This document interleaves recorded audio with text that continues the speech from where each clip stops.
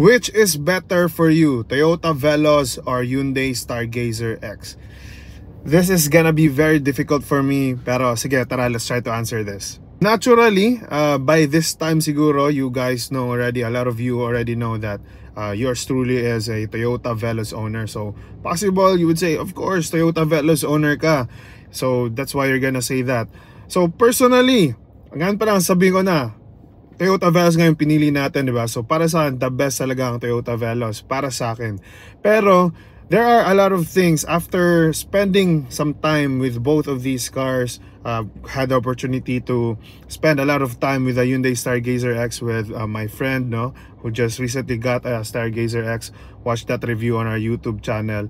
So may napansin ako, and this could be very helpful for those who are considering these two. Pag sinabing which is better para sa'yo, there are two ways or better sila in two different major aspects. So first, para sa akin, of course, exterior looks, sobrang laking factor niyan as a car owner. So para sa akin, alam niyo na yan, Veloz para sa akin. But for the interior, is para sa akin, it's the best para kay Stargazer X. If it's not the best, it's the best interior sa segment. Premium feels, great quality of materials being used, yung steering wheel niya chunky, sobrang premium ng leather na ginamit. Overall, interior feels as a driver pilot style na gear shifter, no, sobrang okay. So looks, Veloz, or exterior Veloz, interior Stargazer X. But the third major aspect is yung features.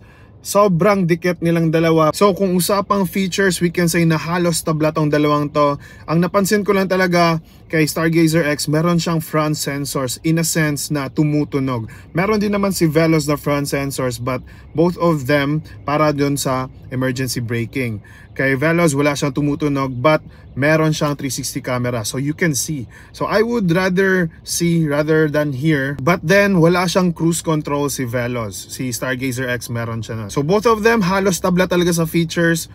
Pipiliin mo lang talaga kung alin doon yung okay ka na wala at alin yung mas priority mo. And when it comes to the handling or driving naman, mas light and nimble si Toyota Veloz para sa akin. So medyo sporty yung feeling niya.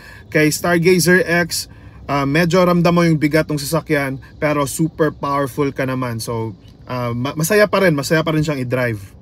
So for more info about 7-seaters, go to my YouTube channel. Sana nakatulong, follow for more.